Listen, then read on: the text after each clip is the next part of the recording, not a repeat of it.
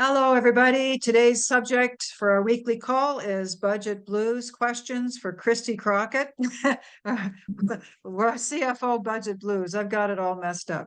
Kristy Crockett is a managing director with Unbridled Advisory and an experienced financial advisor with expertise as a CFO and controller and data analyst. She specializes in cash flow management, operational efficiency, and scaling businesses. Welcome, Kristy. Good morning. Like maybe afternoon, depending on where you are, right? Yes, that's right. That's right. Like, actually, it is afternoon here in the East Coast. So yes. So can you explain the typical hackle and shackle and hackle relationship between CFOs and executives from your experience? What are the most common sources of tension? So I kind of dub it myself that shackle and hackle kind of thing because everybody I talk to when it comes to finance and they deal with anybody in finance and accounting is they're the people that hold that purse string. And that individual who is in charge of the finance in that CFO position can do one or two things. They can be empowering and they can be open-minded and they can be out there and ready to go and accepting of ways and ideas of strategically growing and doing new things within a business, or they can be the people who put shackles and hackles on every other department. So, when you're holding those purse strings, there's a whole lot of power that goes with that. And so it creates either a very good working relationship between CFOs and other C-suites, or it becomes a very, very hard relationship. So that those are like the mother may I's, who can I have more? Can I have this? Can I? And a lot of times that answer is no. And it's a very, very hard relationship to be in. And even when you're looking at it in a small and medium businesses, and you have these brilliant ideas and you have these things and you know that you can help this company grow and succeed, that shackle and hackle person in that financial position very well may be the owners. It may be some partners, it may be some investors. And so just depending on what that leadership looks like and who's holding that purse string, they're either going to put the shackles and hackles and really, really slow down the progress and the movement of business and making it, you're still going to move forward. You could still trudge forward. You could still plow through, but it becomes significantly harder. And so I always give a warning to people, if you're really dealing with the shackle and hackle perspective, be careful because that can cause a lot of animosity. And a lot of people take no personally, especially when it comes out of those situations. And so then you just become more aggressive, you become angry, you become hurt, you become upset about it. And there's an emotional component to that. So it can create a lot of tension between organizational operations and within organizational operations. So in that finance world, we struggle trying to find a happy balance between those two. And accountants and finance individuals are really good at saying no. They don't like to say yes very. We like to when we get all of our little money in a basket, we like to hoard our basket. We like to keep our money and we don't want to spend it, because the name of the game is increasing profit margins. So you want to hold on to it. And a lot of times CFOs see budgets into departments for either marketing, for operational development, for strategic operations, for maybe new equipment, maybe increase in sales personnel, maybe, we need to increase our presence in a market, or we need to bring on a new product. Maybe we need to do some diversification. It's really, really hard for them to see the benefits of that, especially when somebody just comes in, with a budget and says, I want X number of dollars. And sadly, that bucket is only so big. If we could only have endless amounts of money, right? Like, yes, we'd all be happy. And I love when people tell me, and it doesn't matter how big your company is, there's a limit to how much money there's available. And I always hear people talk about, well, if there was an infinite amount of money, imagine what we could do. But I am not a proponent of that for two reasons. Because you can still throw good money after bad. Yes. And there's still some aspects that need to go with that to make it functional, no matter how big that pocket is. So I always tell people, if I gave you, if you could spend as much money as you could possibly want, where would you spend it? Yeah. And that's an important question. So what mistakes do executives make when approaching CFOs for budget approvals, and how can they avoid those mistakes? So the number one mistake is they come in and say, I want that infinite bucket, right? Just give me all this money and trust me. I'll make it make returns, right? I'm going to show you. Let me show you. Let me do this. Or, so the biggest mistake is it kind of goes back to that, if you had as much money as you could possibly need to do whatever you wanted to do, how would you do it? And my favorite is when I'm in a board meeting, or I'm in a C-suite meeting, or talking to different people, like leadership within organizations. And they said, well, I would do this and I would do that. And I would, I would increase my marketing budget. I would start doing this. I would start doing that. And my favorite question then after that is, okay, so what's the return on it? What's your growth? Where are you going to go with it? What is the results going to be? What is your forecast? So if I'm going to give you all this money, do you know where it's going to go and what it's going to give you? And the answer is, most of the time, they don't have it. Yes. And that is the number one mistake. You can't just take all this money. Like, in the perfect world, I get the budget that I want. I get to do what I want to do. But at the end of the day, what and how we spend our money on has to produce a return. It has to add to a line somewhere, right? It cannot be the expense line. So it's got to increase that revenue line. It's got to decrease costs, or it's got to increase our net profits. So how are you going to do that? What lines are you going to hit, and how are you going to get there?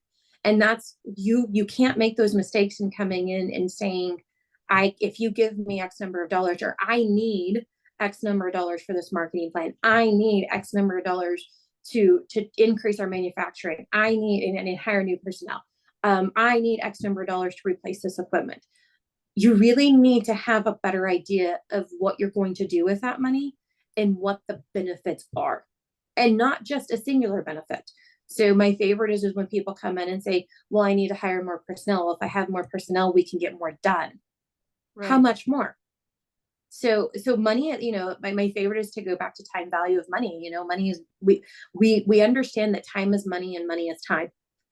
Yes. And we've even created a financial formula that tells us where money is most best, and where you can spend it, and where it's going to give you, and where's the best place to spend it, and where's the best return on that. Because we have an entire formula for time value money for a reason. And it's because it is that valuable, and time and money go hand in hand. So you have to be able to calculate that intangible. So in the case of somebody wanting to hire more staff for their department, what would the return have to be for the salary? Does that depend on the position? Or, let's say I have, I want to expand my marketing team, and I want to have, a new social media manager and a new marketing manager, just as an example.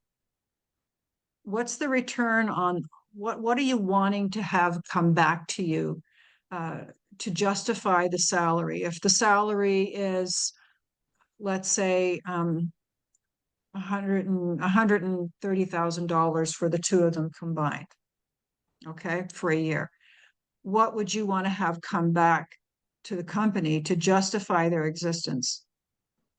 So a lot of that kind of depends. It depends on the organization. It depends on the structure. So we understand, like in finance, marketing is usually viewed as an expense. It's not viewed as an investment. Right. And that's probably the number one problem with a lot of financial and a lot of business owners. And a lot of company leadership outside of the marketing scheme. Outside of the marketing scheme, everybody sees there's a different understanding of what marketing can do, and that marketing is an investment. It's not an expense. But when you're talking to somebody who works in accounting, marketing is under this really cool category. And it's usually at the very, very top, because it's called advertising, right? So it's at the very, very top, alphabetical order underneath that category. It's one of the very first things. It's advertising and marketing. And so it's that top line, and it's the very first thing that you see under expenses. And we categorize that under expenses on tax returns. And so you have to really be able to change that mindset. You have to be able to change that mindset of that accountant or that financial person, whoever's holding that purse string, to understand that marketing is an investment. And so you don't treat it as an expense and saying, well, this is, so when you start looking at ROI, start looking at that approach of, okay, what would you want to see if I was going to invest in this in the market today? What kind of return would I want out of it? And so start judging and engaging that in that same kind of mindset of saying, well, currently our company expects, because most people can know this, because you see their investments, they see what they're doing, they want a 4% return, they want a 5% return. Some people may want a 20 and 30% return. Right. It depends on the industry, it depends on the market. So when it comes to staff and personnel, I think that the most realistic is a 5 to 10% return in the Right. first, but you want to see it scale and you want to see it grow. So the reality is when you start a marketing plan, it's like climbing a mountain, or it's like rolling a snowball down the hill. It starts really, really small, but then it grows, and it grows over time. And the further down that hill and the further roll it gets, the bigger it grows. So you Yes. want to be able to show, a forecast. My favorite is when I look at financial forecasts and you just see the steady growth all the way up, but you don't see any hills and pivots. You don't see any changes. So you want to be able to see that people are taking into consideration, this is where we're going to start, this is where we're going to grow, and how quickly can you pay that person salary, number one. Yes. So how quickly are we going to be able to offset that salary and say, okay, what that person's doing and what this plan is doing is covering its own expenses first and foremost. And then secondly, what kind of profit margins, like what are we going to gain out of it? So you have to treat it like an investment. So look at it from an investment perspective and look at it and say, can I get a 3% return? Can I get a 5% return? Can I get a 7% return? What's that going to look like? And how can I forecast that where it's going to make sense? And I'm not just pulling numbers out of thin air and throwing them on a paper to make them look good. So what are the financial metrics that and data points that CFOs would find most compelling when considering those budget allocations? So it goes back to that forecasting, and it goes back to that financial modeling. So my favorite is when I open up a financial model or a forecast, whether it be a business plan or a growth strategy or whatever you're creating for, whatever you're looking, your little magic 8 ball that you're looking into the future and you're trying to get to, you really have to ask yourself 2 questions. What's it going to cost? And what am I going to get? So when you're looking at those matrix and you're looking at what you're doing, so in a marketing perspective, it's kind of one of my favorite to use, because marketing is probably the least serious topic that most companies approach with. My favorite is when I see a startup and they don't really have a marketing budget. They don't have an advertising budget at all. And you can't go into business without the idea, like where your customers going to come from. The sky, are we going to rain customers in money? Because last time I checked, pigs don't fly. So yeah, we're kind of dreaming there. This isn't Dr. Seuss. So we really need to consider what we're doing and where we're going. So what are those matrix? What is that financial forecast going to look like? What is that return going to look like? And how can you back those up? What research did you do along the way? How do you prove it? So if you're so convinced and you're sold that I can do this, instead of going into a CFO or instead of going into an owner and saying, just write me that blank check, prove it. Show them why you believe it yourself. Explain it to them. Show them the data behind it. Show them the research behind it. Show them what you know and put it in terms that they can understand. And the reality is anybody who's spending money, the only thing that they understand is money that they get back. Is what it's going to make them. And so sell it to them. For the lack of better words, when you turn into a budget and you start talking and you're going through that budgeting process, everybody in the entire company turns into a salesman. And the person who's going to get the money is the better salesman. Yeah. Yeah.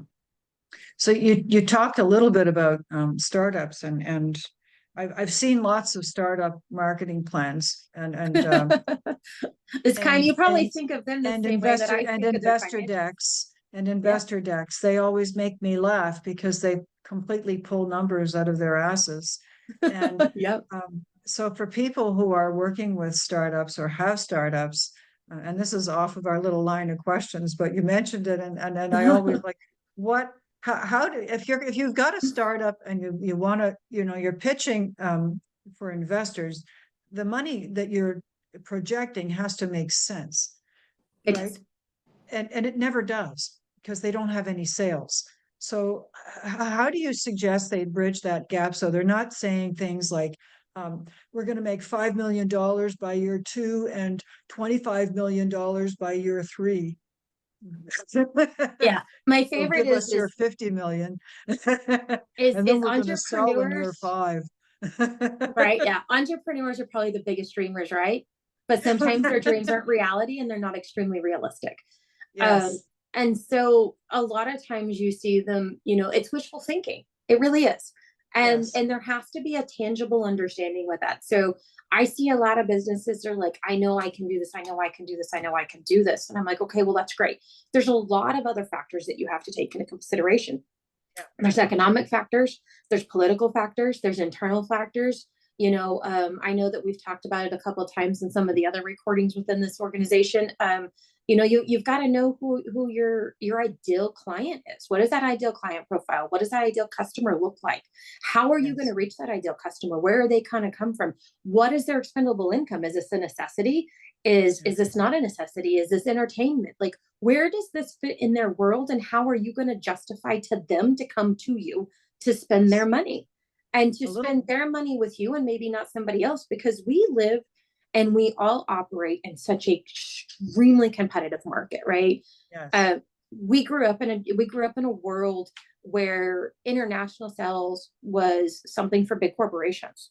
And Yes. maybe small and medium businesses only had maybe a regional pull, Yes. maybe an aerial pull. So, and that pull only came from their ability to expand into those new markets, maybe by opening up new storefronts, maybe franchising out, maybe kind of stepping. So we live in such an e-commerce world now. You're starting to see bakeries across the world be able to even take advantage of this, and something that would have been a very, very small area around that bakery Yes. would be their Yes. only customer base. And now you can order from a bakery from Have your anywhere in cake the shipped world, to you. Yeah. and it Yeah. gets Which is shipped to you crazy. and you get these Yeah. amazing fresh things. Yeah. And we live in such a different society because shipping has changed, transportation, e-commerce is available, our communication skills are available, our logistics have increased. So you have to be able to take into consideration what those things are doing and what those Yes. things, those avenues. So you can't just look down the street and say, well, it's not here. So Yeah. I know that I have a customer base. Yeah. You have to understand. A little market research goes a long way, It right? does. It does. And that's why I'm a firm believer that you have to have all pieces of a pie before you can start eating in that pie. And when Yeah. you're missing a piece of that pie, it's not as fulfilling and you're not going to get the same results out of it. So you really have to be careful in that space of understanding. You can't just create a forecast. And anybody who ever sees a forecast, a financial model, a startup plan, my favorite is banks. They get these financial plans and they get these forecast models of these new businesses and they go ahead and write them alone. And they had cash flow for 6 months, but they didn't accurately understand what insurance was going to cost them. They didn't accurately understand that when they calculated salaries and payroll for employees, they didn't include employer taxes. And so there's over a 7% change right there. So, when you start taking into those considerations and there's these little details that slowly start eating away at those budgets and slowly start eating away at those forecasts. Because if you're off by 5, 6, 7, 8%, which is normal, you can see that a lot. It takes a hit. When you miss salary budgets and you've got $200,000 planned and you miss employer taxes in that and you're only counting gross salaries and you're not counting FICA in there, you're missing an almost 8% bucket. Wow. And that's a painful bucket. Yes. Yes. Yes. Because that all adds up, right? Little bits here and there. Yeah, it multiplies. Yeah. And then you're in the hole. And then you're in crisis mode. And we don't want to see businesses get into crisis mode. We want to prevent crisis mode. And we don't want to react to crisis mode. We shouldn't be seeing a crisis on the horizon and having a knee-jerk reaction to it. Because that's what happens a lot in businesses, whether it's a small business or a medium business. Corporations are a little bit better at it because they do a little bit better in their financial forecasting because they develop what I call a C-suite dream teams. And these corporations have the financial means and the access to bring in the best of the best and they create and they have a chief of marketing, they have a CFO, they've got that CMO in place, they've got a COO, they've got a CHRO, they've got a CEO. They have this dream suite of C-suite individuals. And so they're already doing this. And that's what makes them so productive. And that's what makes them such a force to be reckoned with. And in the small and medium business space, all they see is bringing on more fractionals, bringing on more C-suites, bringing on more employees is an expense, not an investment. Right. And there's a huge investment and there's a huge title change that happens, and there's a pivot within companies when you finally start to see investment and not expense. So you have to change a cultural mindset in that. And it has to start with the person who's holding the purse strings, whether that be in the CFO position, or if that person who is the owner is also operating and functioning as the CFO. So a lot of times in businesses, I always like to describe it as two different things. It's kind of catching on in the accounting world. There's two different accountants. Yes, I'm an accountant. I have the exact same education as your tax accountant does, but I'm not a tax accountant. Can I do your taxes? Sure. I just don't like to.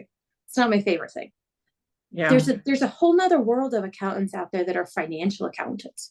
And we see accounting in a different way. We see accounting as more in cost management. And when we talk about cost management, it's not in the way of cutting everything, right? So you start dealing with different accountants and all they do is they start cutting budgets. Cut. I'm going to increase that profit margin because I'm going to decrease expenses. And when we start decreasing expenses, then there could be this domino that happens that starts decreasing that revenue. Because now we've impacted the top, we've impacted ourselves, we've impacted what we can and cannot do. We've decreased our inventory. We've now got customer service as a problem. We've got to consider that those things and those expense lines are investments. They're not costs. And we have to manage those costs, but you have to manage it with a different mindset. And so there's a different mindset that comes with a financial accountant versus a tax accountant. Tax accountants are thinking at the bottom line, and they're really thinking of a different direction. And they don't see where costs can be investments and how to manage those costs. So when you start getting into financial accountants, and it's the direction that I see the financial world heading, the more competitive markets that we get, the more global we get, e-commerce is growing, and I don't see that slowing down. We've seen that tick up, and we've seen that trend continue to grow, and we've seen that competitiveness. And what's going to happen is the companies that are going to survive are the ones who are going to invest in the people to help them get there.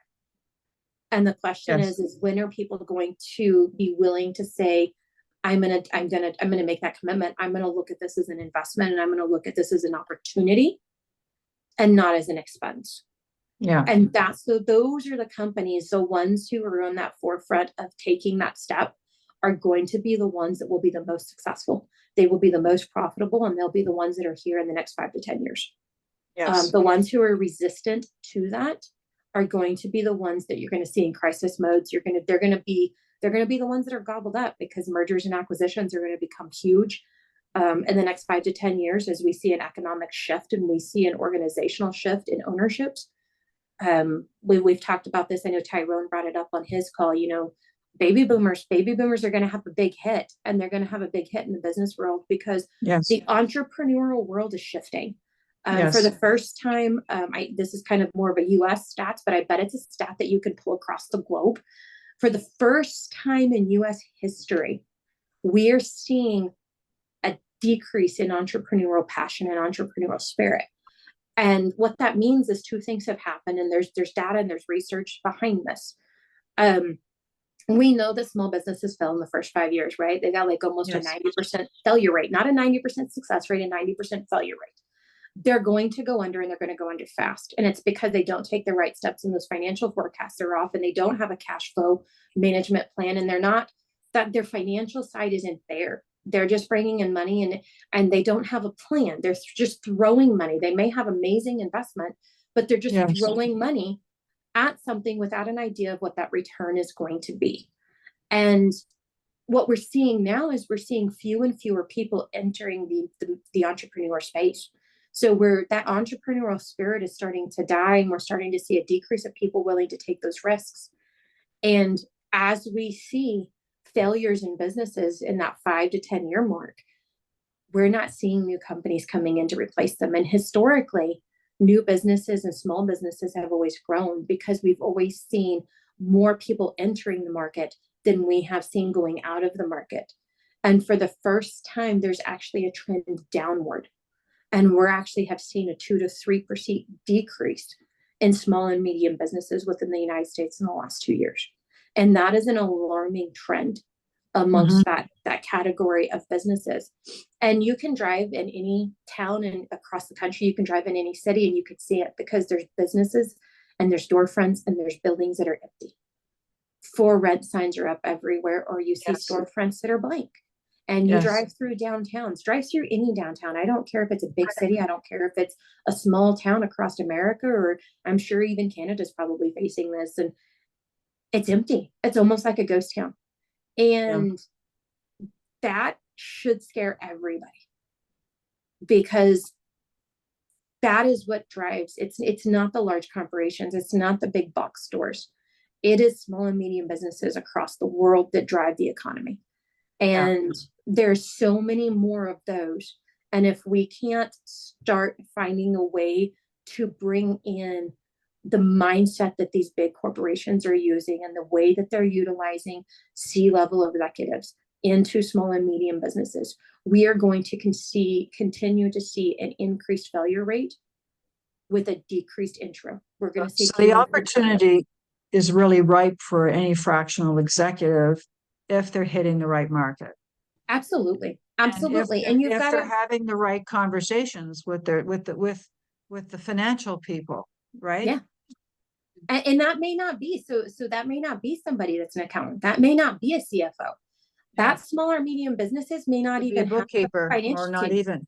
It may not even be the bookkeeper. It may be the owner who just sees money in, money out. So when they see money go out, it's just an expense, because that's how we manage our households, right? When you think about your household, your mortgage isn't making you anything. Right. Your utilities aren't making you anything. Your kids sure as heck aren't making you anything other than a higher grocery bill, right? So you're just seeing expenses. So small and medium business owners always come into business with the wrong mindset. They see expense, expense, expense, expense. They don't see expenses in the world of business as investment. Right. And when you're thinking about business and where you're thinking about spending money in business, you should always think of, what is this going to gain me? I'm going to spend this money, but every penny you spend in a business should gain you something. Yeah. It may be in the form of increased revenues. It may be in the form of increased productivity. It may be in the form of efficiencies, right? Yes. Yes. So you have to be able to look at those costs and be able to look at those costs in a totally different way. And so you've got to be able to sell that individual that's holding those purse strings the understanding that this isn't an expense, this is an investment. And the more business owners understand that, if you're operating a small and medium business and you do not have a CFO on staff, whether that's in a fractional space or a full-time individual, and that individual does not have a financial and analytical mindset, a strategic mindset in cost accounting and cost management controls, you should be extremely concerned. You should be worried. Yes. Yeah. So what advice would you give executives who consistently face resistance from the CFO when requesting a budget increase? What should they really be doing? Sell them. What is sell them? You got to sell them. So my favorite thing is when you start talking to, whether it be the account in the organization, or whether it be the owners, because a lot of times they hold that purse string, right? You got to sell them. So my favorite thing to go back to, and when I start with a company and I start working with especially entrepreneurs, right? Because every small business owner and every medium business owners, they're entrepreneurs at heart. And they started in that entrepreneurial space because they had a dream. They had this vision, they had this idea, and they were so passionate about it. They would have screamed on the mountaintops and you could just feel the energy coming off of them. But now they're 3, 4, maybe 5 years into this, maybe a little bit longer. Maybe they've seen some success and they've made it past that statistical downfall, and they're over that 5 and 10 year mark. But now they're complacent. Now they're just coasting. Now they're kind of moving along, and a business that's coasting is a business that's going to die. Because being stagnant in the business world is a death sentence. In business, you have to constantly be moving forward, or you have to constantly be evolving. A business, and I don't remember who said it, but a business without innovation is a business without growth.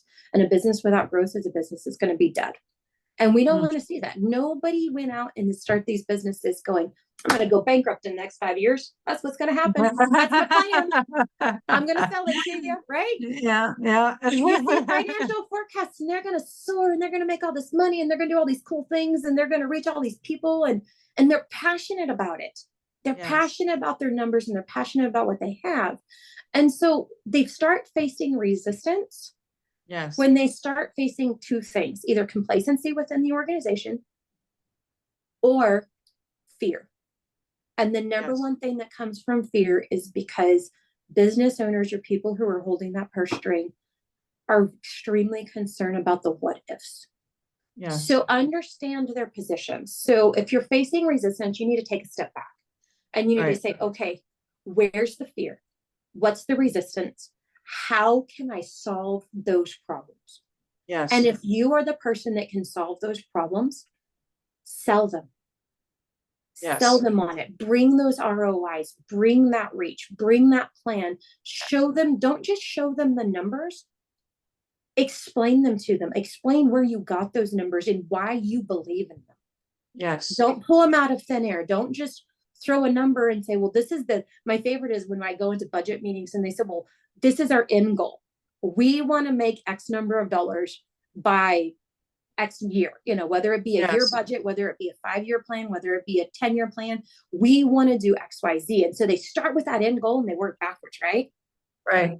And so what happens when you do that is you invent numbers that match the end goal. Right. And so now we're dreaming, right? Now we're just filling in the gaps because this is where we want to be. Right. But there's no plan to hit those numbers. There's a plan, but it's not realistic. Yeah. Right? But you know what I mean? It's not going to, and you see it all the time, even in well-established businesses, they come up with these numbers but this is what we have to hit for the next quarter. And based on what, and what is the company doing? To get there. Yeah, you got to hit the number, but what are you doing to support the growth that you're looking for, instead of just pressuring the sales team to work with the same things? They're not work with less money. That's my favorite. Is we're going to increase sales and revenue, but by the way, sales and marketing team, we just cut your budget in half. Yes. But we want you to produce a 30% increase in your margins. Yes. Yeah. Yeah. How realistic are we really being when we start having those conversations? Because we're looking at that plan, and we're looking at that as an expense, as a cost, not as an investment. Yeah. So you really have to change that. Yes. Marketing is really important to be seen as an investment. But, a lead is only as good as the sales team that gets it. Right. And so there's a lot of collaboration that has to happen in all areas of a business. Absolutely. It's not just collaboration with the CFO is critically important, but also between sales and marketing, there's a gap there that always needs to be bridged. And you have to be able to work with operations and with everybody. All that C-suite has to be able to work together, so they're all singing the same song and moving to the same music and bringing things forward in a way that is collaborative and consistent and in harmony with everything. But then you go forward. I like to attest it to rowing a boat. And if you've ever been in a boat, or if you've ever been rafting, if you've ever been even getting a kayak by yourself, right? If one side's pulling harder than the other side, and let's say you go in and you're working with this group of people and they're not jiving, they're not gelling. The reality is there's a social aspect of this. There's a human part of this, right? And so that team should be gelling together. They should be working together. They should be supportive, and they should have that collaboration. And when everybody's in the boat and we all understand where that boat is headed. We have a map. We know where we're headed. We know where we're going. We've got a roadmap, and we know the steps that we're going to get there, right? And so Yes. everybody in that boat is rowing in the same direction. But here's what people forget. You can't jump in that boat and row as hard as you possibly can in your space. Yes. So you No. jump in the boat and you're rowing as hard as you possibly can. And what's going to happen is you're going to turn that boat off course. Yes. So there has to be an ebb and a flow. So there's going to be times within that plan that one direction rows a little bit harder than the other. One piece of this puzzle is moving a little bit faster. One piece of this puzzle is working a little bit harder, while others are letting that deal, so that we stay level. So when everybody in the boat is rowing as hard and fast as they can, it starts to look like a catty-wonker disaster, and it starts to get a little off kilter, and then you get out of the wrong direction.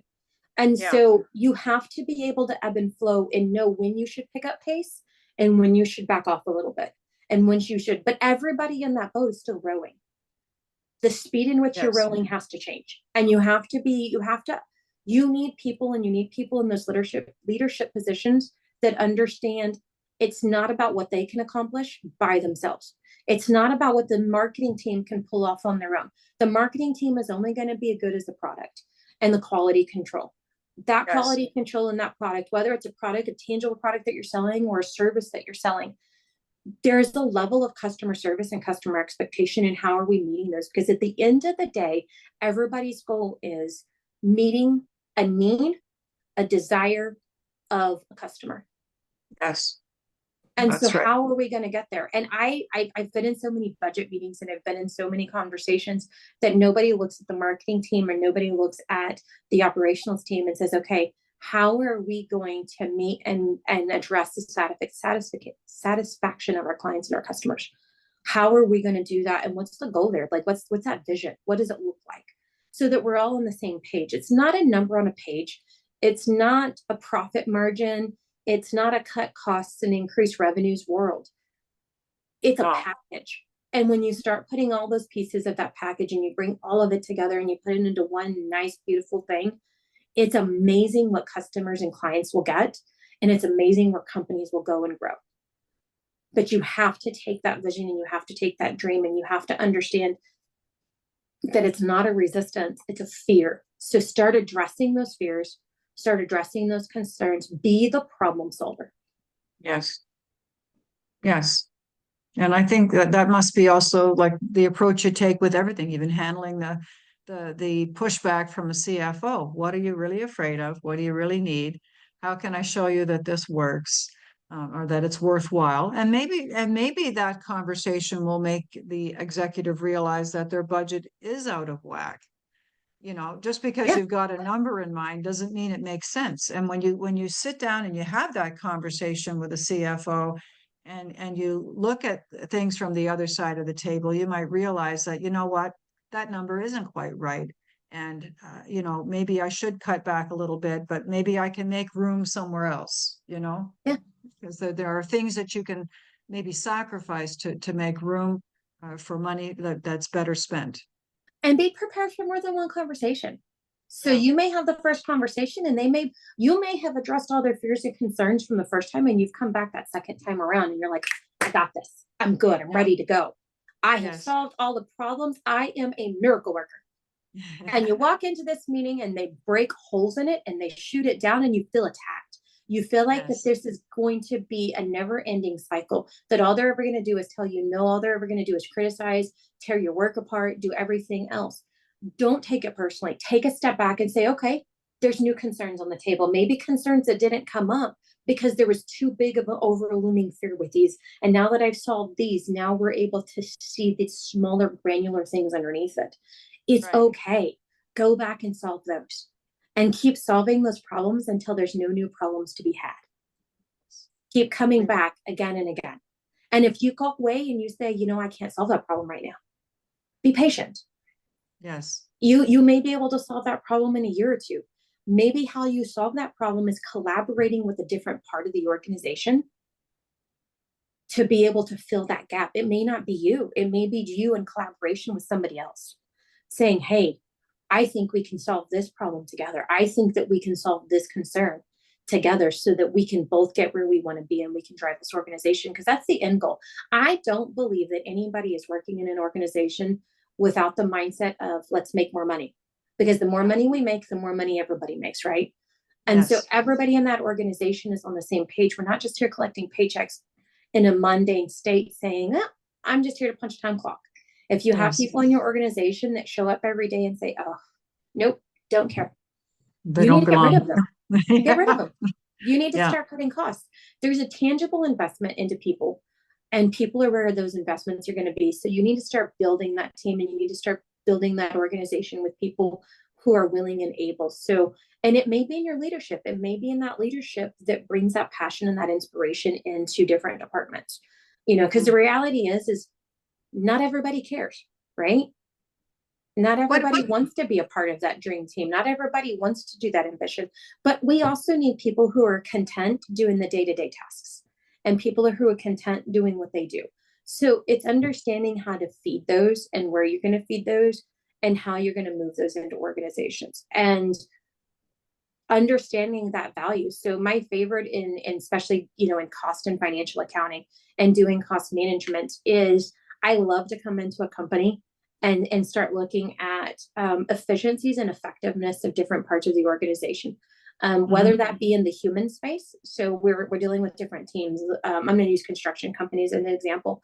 You know, construction companies, you've got framers, you've got plumbers, you've got electricians, and these all work in different teams, right? Yes. So the guy doing the plumbing is not the guy doing the electrical. You don't want those to be the same person. No. Yeah, right. They have different skill sets. They have different things, Yes. you know, and your framers are different people. You've got drywall crews, you've got a roofing crew. And so my favorite thing is come into construction companies and start looking at the efficiencies and the effectivenesses of that crew. Who's making the money? And you can take that same mindset across any business and across any organization when you start applying cost accounting and cost management.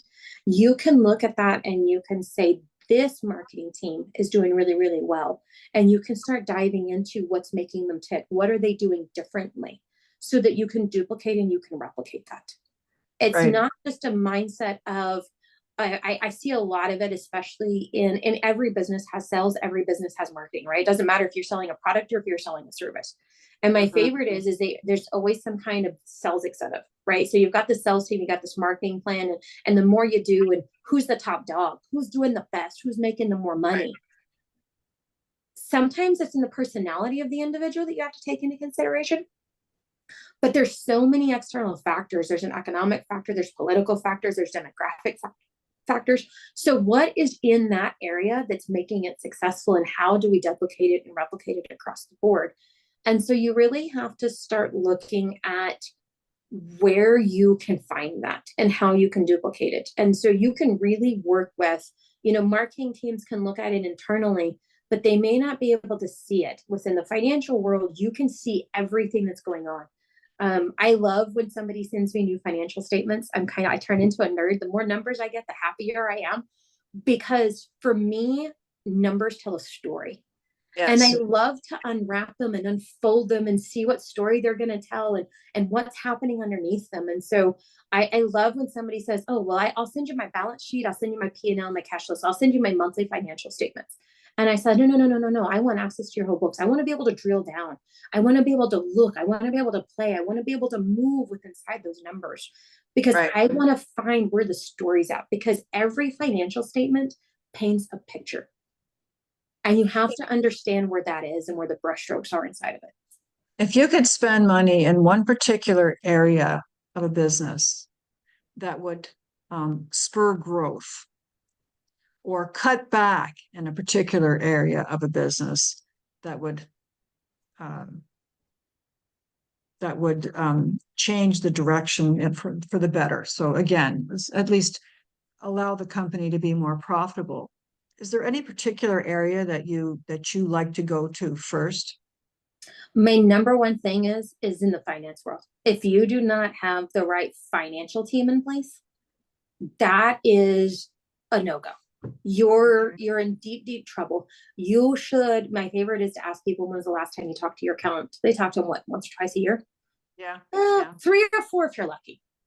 Yeah. You know, you might talk to them quarterly. You really need to have a financial team in place, and you really, like every business, I don't care what size you are, there's a reason why there's fractional CFOs out there, because even of the smallest of companies with the tiniest of budgets can afford to bring in a CFO.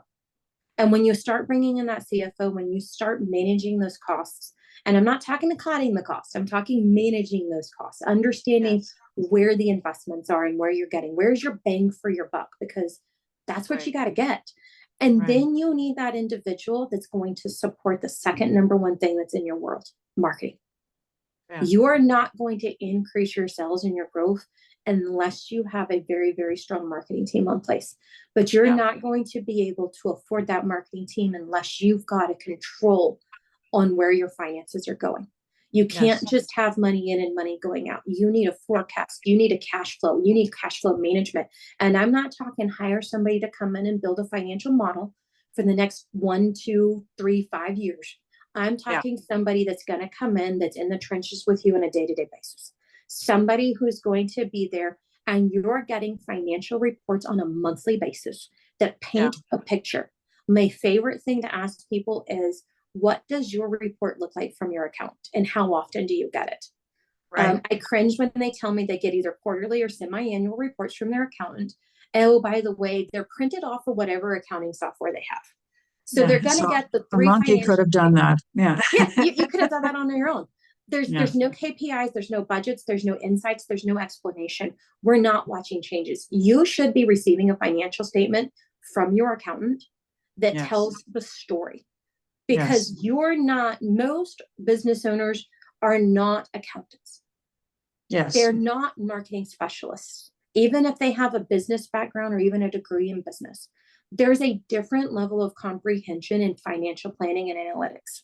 Mm-hmm. And you need to have a financial team in place, and you need to have somebody in that leadership position that's collaborative and ready to work with other areas, because there's going to be phases of growth. There's going to be movement in that growth. And so to me, finance and marketing go hand in hand. And if you have somebody in that marketing space and you don't have somebody in that CFO space, you need to bring it in quickly. If you've got somebody in the financial space and you don't have a marketing plan and you don't have a strong marketing person, you need to bridge that gap to bring that person in as quickly as possible. Because and marketing, and marketing needs to be very strategic also. Like, you talk about throwing, good money after bad. That happens a lot in marketing because people don't understand their marketing. They're not looking at the things that an accountant would look at, right?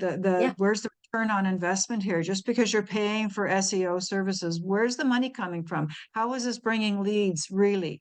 And how do we track these people that are supposedly landing on our website? Are these even valuable people? So what are we doing to really generate leads? What's the value of brand recognition really? Like, how strategic are you in developing and implementing all of your marketing strategy? Because the throw it against the wall approach, see what sticks, is a terrible approach to take. It's horrible. So you have to be really very, very strategic, and a lot of people don't realize that. They go into business and they wonder why their marketing doesn't work and why it's a waste of money. It's a waste of money. Marketing done poorly is a waste of money. It is. Marketing done right will work. But again, it's only as good as the person getting the lead. So if you've got 10,000 qualified leads and they're like hot to trot and you can't sell for beans, then something's off. You need to start asking questions. You're not turning anything. So everybody has got to work right in tandem in an organization from top to bottom, hiring the right people, training them, retaining them, reducing turnover, like all of these things, showing people how to do their work well, providing them with the right equipment to do their work well, providing them with a healthy work environment, so that they are not stressed out or bullied or whatever. There's a lot of moving parts, right? Yeah. And the accountant and the organization. You need a hell cool accountant. It's a bit like God, if they're stuffy and all they want to do is talk numbers and all they do is say, no, it's time to make some change. It's time to do some changing. So, it's really taking all of those aspects and understanding how you're going to get there and where you're going to go. And once you get, that financial team in place, and once you've got a marketing plan in place, and that marketing plan's got to be able to show there should be tangible, measurable ROIs. Everything you do and every person you bring into your organization should have tangible, measurable ROIs. You should know what they bring to you and how that is making you money. Yes. And the only way that you're going to get there is if you have somebody in that financial space and you've got that CFO on board and they're good at what they do. Now we're going to talk about in the financial world and in the CFO space really quick about making sure you know how and know who you're hiring. There's tangible and key questions that you should ask, and it goes across all C-suites. You should be looking for the individual. You know, you want to see an example of the product. You want to see an example of a financial plan. You want to see their forecasts. You want to see, can you send me an example of one of your cash flow management charts? Can you send me an example of your financial forecast? Can you send me an example of your marketing plan? And you're looking for a couple of key things within that. You're looking for, is it just numbers on a page? Or is there something backing it up? You're looking for sustenance. You're looking for the guts and the glory of it. So dig deep. Don't be afraid to question them. They may talk a good game. They may be able to sell you to the moon. But just because they're a really good salesman doesn't mean that they know what they're doing. But how do you identify and know that they don't know what they're doing? And that's kind of a hard thing, because business owners are the people who are in the space to do the hiring or to bring on those fractionals. They may not know what they're looking for in a CFO. They go with their gut. They go with their gut, and they may not. They make mistakes sometimes. Yeah. And that's well, we all okay. make And mistakes. that's what we're gonna do. Like if you run a business and you've never made a mistake in your life, then I want to meet you, right? Because we need to figure out what you're doing, and we need to be able to figure out what that secret sauce is, because we need to be able to duplicate it and replicate it, because that is the key to everything, right? That's gold. Yeah. That's the gold. That, like, if you're that golden goose, then I want to meet you. But you're not going to find that person. They don't exist, right? That business isn't out there. And so you really have to start watching that. You have to know what questions to ask, and you have to be able to pick out, I always equate it to that C- student versus that A+ student. So think of it in that mindset. Is this person doing just enough to get by, or is this person doing high achieving? Are they going above and beyond? Are they excelling because they're as passionate as you are, and they're ready to go, and they're ready to scale, and they're ready to grow, and they're not just out there talking a good game? My other thing is in a very short amount of time, when you bring in a CFO, you bring in a CMO, you bring in anybody in your organization in a leadership position, you should start seeing results in the first 3 months. Yes. You will see change. If you do not see change in 3 months, you're in trouble. There should be something tangible. Should be something measurable. If you're not seeing change, you need to make a change. So not necessarily an uptick in sales, but maybe changes in structures, or what? How do you? There's a variety of ways you can measure it. You can, and you can see it in financials. So you can see it in job turnover rates. You can see it in customer satisfaction. You can see it in revenue increases. You can see it in inventory management. You can see it in your cost controls. You can see maybe this cost went down. Why did this cost go down? You need to start being able to look at your financial statements as a map. It's a painting of what's happening within your organization. It's an understanding of what's going on. And when you start to see, if you see in your financial statements, there's no change. So you can always, even if you're getting a financial statement that's just printed from whatever accounting software is being used, you can request a percentage change from month to month, and it'll show you. So you're going to start seeing some trends, and you want to see those numbers moving, and you want to see those numbers fluctuating. If you see all numbers going down, you're in the trouble. If you see all numbers going up, you're in trouble. You really want to start paying attention. What are those numbers doing? Because something is impacting them. There's always a catalyst. Nothing changes without a catalyst. So what is it? And you need to be able to understand, identify, and measure those, which is why having a CFO in place and having that right marketing team in place is extremely vital. Because you can't just look at it and say, well, sales went up this month, we're doing good. You can't just watch that top line, you just can't. You can't stay focused in the top, and you can't stay focused in the bottom. My favorite is companies who stay focused in that gross profit, or they stay focused in that net profit. Right. And they forget all the information in between. As long as these are moving in the direction we want them to go, everything Right. in between doesn't matter. And that is wrong. Okay. Good to know. Well, thank you, Kristy. You're a wealth of knowledge and an absolute delight to to talk to. We didn't have a lot of people on our call today, and somebody popped in and popped out pretty quickly. So Yeah, say you la start vie. talking finance, and some people think you need to hit the snooze button. It's boring. But I promise when you talk finance with me, it's exciting, and I'm going to make you It want to is. you're going to go look at financial statements in a whole different light. You're going to look at numbers with a whole different perspective. Yes, you could probably teach people a lot of things around that. That's a whole other conversation, Kristy. Yeah, But we could go off in a I rabbit hole. see some financial coaching in your horizon. But Yes, yeah, anyway, there's some KPIs. thank you so much. I really appreciate everything, and have a wonderful day. Thanks, Renee.